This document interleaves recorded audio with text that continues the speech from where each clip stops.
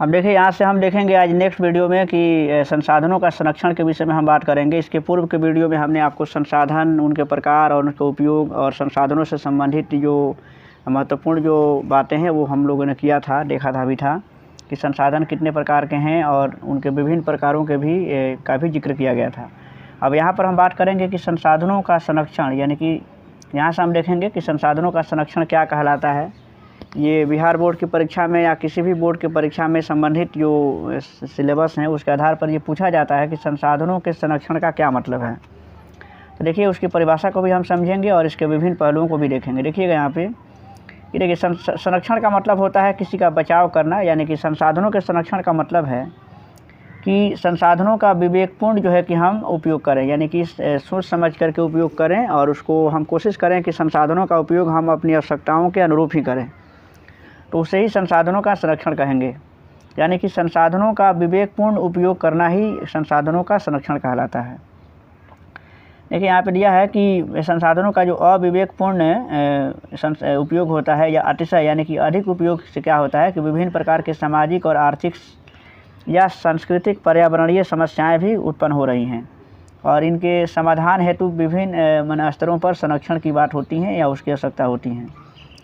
तो देखिए यहाँ पे दिया है एक लाइन में, यहाँ पे देखिए कितना स्पष्ट यहाँ पे इसका डिफिनीशन भी दिया हुआ है कि संसाधनों का जो नियोजित और विवेकपूर्ण, ये लाइन एक इसके संरक्षण के परिभाषा के रूप में बढ़िया है। यानी देखिए यहाँ से कि संसाधनों का नियोजित एवं विवेकपूर्ण उपयोग ही संरक्षण कहलाता है। जैसा कि हमने भी बताया कि नियोजित का मतलब होता है कि एक प्लान के तहत, विवेकपूर्ण यानी कि विवेक से हम अपने विवेक का उपयोग करते हुए संसाधनों का उपयोग करें जो नियोजित तरीके से हो, यानी कि सोच समझ के हो, एक प्लान के तहत हो जिसमें हम उसके संसाधनों का भी ख्याल करें और अपने उपयोग के अनुरूप ही उसका उपयोग करें, अपना जितनी आवश्यकताएं हैं उसके अनुरूप।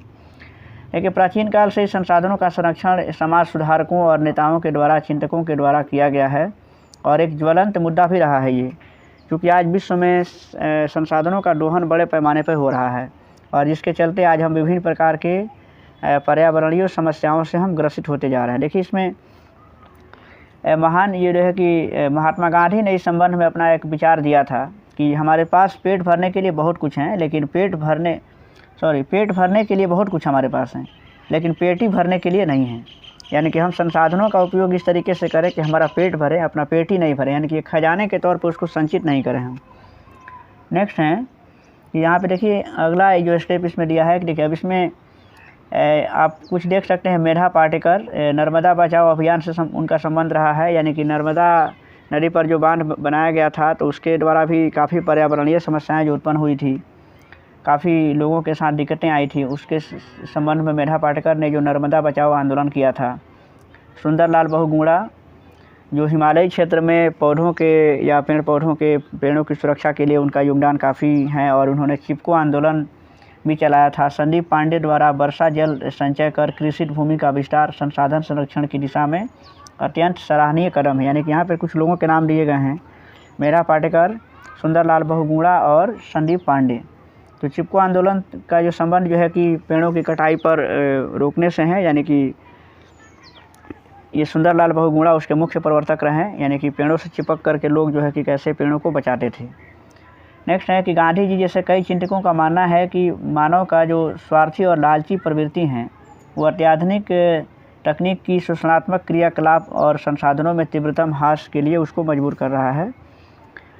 तो इसमें देखिए अब इसमें एक और चीज़ दिया हुआ है कि जैसे देखिए मानव द्वारा जो है कि तकनीक की शोषणात्मक जो दोहन प्रवृत्ति है उसको डाकुओं की अर्थव्यवस्था भी कहा जाता है। ये भी लाइन इसमें अच्छा है। और आगे इसमें देखिएगा कि अब हम बात करेंगे कि संसाधनों के संरक्षण के लिए अंतर्राष्ट्रीय स्तर पर भी अनेक सम्मेलन हुए हैं। जैसे कि सर्वप्रथम यहाँ से आप कुछ पॉइंट है जिसको आप नोट कर सकते हैं।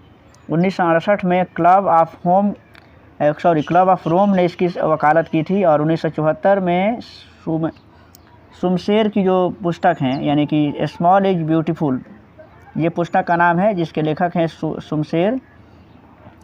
तो इसमें जो है कि संबंधित गांधी जी के विचार भी प्रकाशित हुए थे। इसके बाद से एक और इसमें है कि जो ब्रटलैंड आयोग जो है 1987 में जो प्रस्तुत किया था अपने प्रतिवेदन, वो भी संसाधनों के संरक्षण के संबंधित हैं और ये सब एग्ज़ाम में भी पूछे जाते हैं, कॉम्पिटिटिव एग्ज़ाम में भी। ब्रटलैंड जो आयोग की बात आई ना, वो कॉम्पिटिटिव में भी पूछा गया उसको। यहाँ पे देखिए कि पर्यावरण संरक्षण हेतु सर्वप्रथम स्टॉकहोम में विश्व शिखर सम्मेलन 1972 ईस्वी में आयोजित हुआ था और इसी सम्मेलन के पश्चात प्रति वर्ष 5 जून को पर्यावरण दिवस के रूप में भी मनाया जाता है। यानी कि 1972 से इसकी शुरुआत हुई थी। स्टॉकहोम में एक आयोजित हुआ था सम्मेलन। और नेक्स्ट इसमें है कि सतत विकास के संकल्पना के साथ साथ संसाधन संरक्षण पर भी बल दिया गया है और इस रिपोर्ट में हमारा साझा भविष्य यानी कि और कॉमन फ्यूचर शीर्षक से भी इसको प्रकाशित किया गया था। रियो डी जेनेरियो यानी कि ब्राज़ील में जो है 1992 में आयोजित जो पृथ्वी सम्मेलन हुआ था, इस संदर्भ में एक सुनियोजित प्रयास किया गया था। यानी कि संसाधनों के संरक्षण के लिए काफ़ी प्रयास पहले से भी होते रहे हैं। 1997 में न्यूयॉर्क में द्वितीय पृथ्वी सम्मेलन हुआ था और 2002 में जोहान्सबर्ग में तीसरा पृथ्वी सम्मेलन हुआ और ये सब जो है कि संसाधनों के संरक्षण से संबंधित हैं। नेक्स्ट इसमें हम देखेंगे अब कि देखिए अब सतत विकास की अवधारणा भी इसमें है कि संसाधन क्या है कि मनुष्य की जीविका का आधार हैं और जीवन की गुणवत्ता को बनाए रखने के लिए संसाधनों के सतत विकास की अवधारणा बहुत ज़रूरी है।